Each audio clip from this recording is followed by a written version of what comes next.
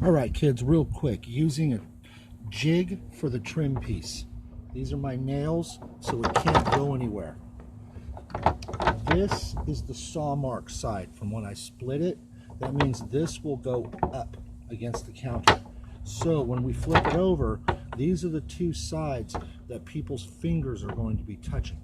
And so we have to make sure that this is nice and smooth all the way down to where you're never going to catch anything. And so this is how we do it.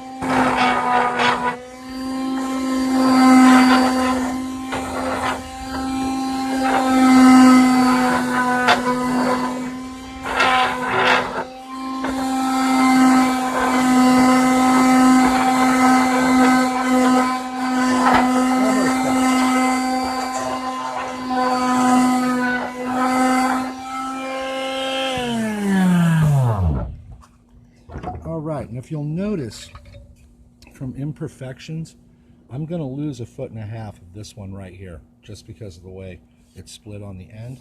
And you figure you're going to lose maybe a little bit on the end sometimes. And so out of an 8-foot piece, you're looking at 6 or 7 foot long pieces. And so use your jig so you can maintain control, and that's how you go over and get it completely smooth. Any of these little spots right here, like this and this, that'll get a little tiny piece of wood putty on it and smoothed off, and that'll be the end of that story. And so this will be my side that goes up, and then when this grain comes out, that'll be my beauty side, and maybe this side, but either way, I've got 2 sides to choose from for my beauty side.